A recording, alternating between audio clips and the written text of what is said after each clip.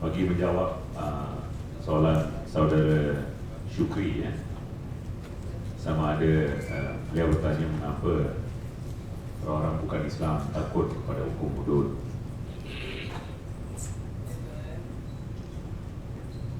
Kita takut dan risau kerana kita telah lihat implikasi pindahan perlembagaan pada perkara 1211A. Tujuan pindahan tersebut adalah hanya untuk memberi status kepada Mahkamah Syariah that existed, dan secara jelas dalam Hansard Parlimen menyatakan bahawa artikel yang baru iaitu 1A tersebut tidak akan masuk ke jurisdiction orang bukan Islam dengan jelas, semuanya jelas.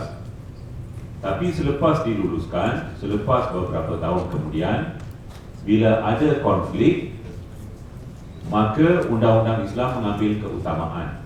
Dalam kes yang saya beritahu tadi, bila satu pihak kepada perkahwinan sivil, bukan Islam, bila mula-mula dia kahwin, dia ikut undang-undang sivil. Tapi bila dia nak cerai, dia pergi gunakan Mahkamah Syariah. Jadi sebagai orang bukan Islam, kita rasa itu tidak adil. Kerana sebelum dia memeluk Islam, dia telah memilih undang-undang sivil. Jadi kalau dia nak memeluk agama Islam, dia seharusnya membatalkan perkahwinan dia melalui undang-undang sivil, kemudian selesaikan isu anak, harta dan sebagainya, kemudian masuk Islam. Tapi apa dia buat? Dia masuk Islam, kemudian terus dalam undang-undang sivil kalau nak cerai kena tunggu 2 tahun. Tapi dalam undang-undang Islam, dia pergi memeluk agama Islam, dia dapat perintah secara serentak, sekaligus dapat perintah. Kemudian dalam tu pula dia pergi memeluk anak dia pula. Jadi bila anak tu agama anak telah ditukar tanpa pengetahuan ibu dan tanpa persetujuan ibu, kita pergi mahkamah tinggi, kita minta keadilan, mahkamah tinggi kata, oh itu kita tak boleh sentuh sebab itu bidang kuasa Mahkamah Syariah. Jadi macam mana kita rasa? Kita rasa tertipu. Semasa pembentangan rang undang-undang tersebut dalam parlimen, ramai orang bukan Islam pun bersetuju. Kerana janji yang diberi oleh pembentang masa Dr. Mahathir dengan jelas menyatakan tidak akan efek orang bukan Islam. Jadi sekarang dalam perkara hudud ni, kekhawatiran kita ialah benda yang sama. Sekarang ianya ingin dilaksanakan di negeri Kelantan. Untuk makluman tuan-tuan puan-puan, saya orang Kelantan, saya lahir di Tupat.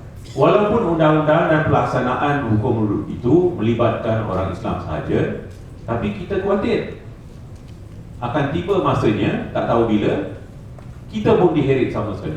Jadi bila kita diheret, kita pergi mahkamah sivil, kita kata sebenarnya bukan, tapi mahkamah sivil akan kata itu sorry lah, ini bukan bidang kuasa saya. Apa akan jadi waktu itu? Itu perkara pertama. Yang kedua, kita khawatir kerana perkara pasal perkara 8, artikel 8 dengan jelas menyatakan bahawa setiap rakyat Malaysia ini sama dari segi undang-undang. Undang-undang kriminal di negara ini tertakluk kepada undang-undang sivil, Akta Kanun Jenayah dan sebagainya. Dan perkara 8 dengan jelas menyatakan bahawa terdapat kesamarataan kepada semua rakyat untuk mendapatkan perlindungan undang-undang.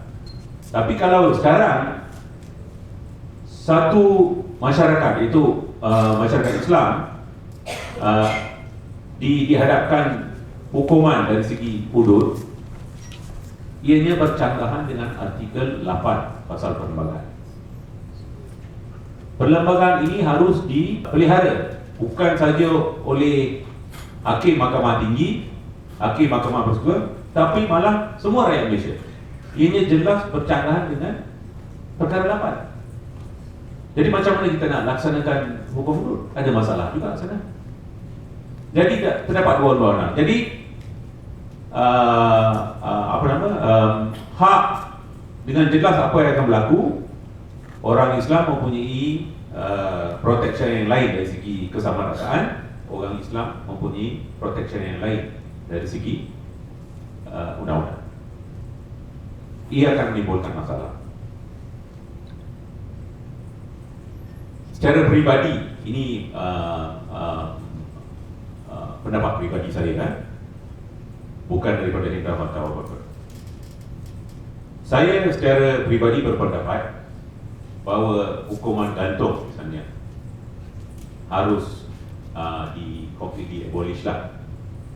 Kerana sejarah telah membuktikan, daripada zaman dulu lagi telah membuktikan, walaupun seorang manusia itu diberikan hak untuk dihadapkan di mahkamah, diberikan peguam untuk membela dia, diberikan perbicaraan yang adil dan saksama, terdapat banyak kes-kes di mana walaupun semua ni diberikan, jaminan semua ni diberikan, tapi selepas 10 tahun, 20 tahun didapati terdapat kesilapan.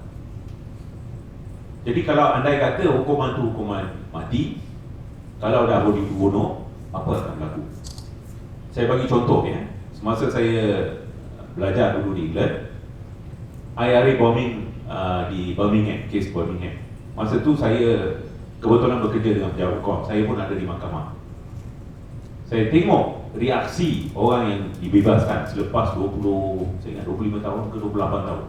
Dia masuk muda, keluar tua. Andai kata kalau Britain masih mengamalkan hukuman mati, 28 tahun yang lalu keempat-empat orang ni sudah pun dihukum gantung.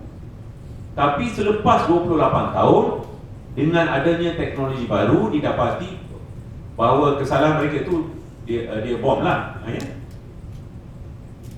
Buktinya yang dikemukakan di mahkamah bahawa tangan keempat-empat orang ni ada kesan Semtex, kesan yang ada dalam bom. Tapi lepas 28 tahun didapati bahawa kalau Encik gunakan Clorox ataupun apa-apa bleach, kemudian dites, akan ada kesan Semtex. Jadi atas dasar tersebut, selepas disemak kembali oleh mahkamah di England, didapati terdapat kemuskilan, jadi dibebaskan. Andai kata ada hukuman mati hari itu, tak ada siapa yang akan mana ada justice lah pada mereka. So walau bagaimana perfect pun undang-undang tu, mesti ada terdapat mana-mana gap lah. Jadi kita tak mahu orang innocent tu dihukum secara salah. Dan akhir sekali tadi masa saya buat slide presentation, saya minta masyarakat majoriti Muslim tu untuk juga beri suara kepada masyarakat minoriti. Dan saya percaya semua dalam Dewan ini akan setuju, sekiranya terdapat ketidakadilan, sama ada Islam ke Hindu ke siapa-siapa mesti beri suara lah. Jadi dari sudut tersebut, saya berfikirlah, ini pun pendapat peribadi saya ya. Saya berfikir macam ni. Andai kata 3 orang pergi rompak, satu Cina, satu India, satu Melayu, kemudian didapati bersalah. Yang Melayu dipotong tangan, yang Cina dan India bayar denda 2,000, masuk penjara 1 bulan. Andai katalah, kalau benda ni berlaku banyak kali, apa akan jadi? Jadi harmoni di antara rakyat akan terjejas. Yang Islam akan rasa tak puas hatilah, sebab saya pun tangan dah potong, you bayar denda saja. Jadi mungkin, ini tak tahulah, ini mungkin kemungkinan. Nah, itu yang saya khawatir akan menjejaskan harmoni rakyat.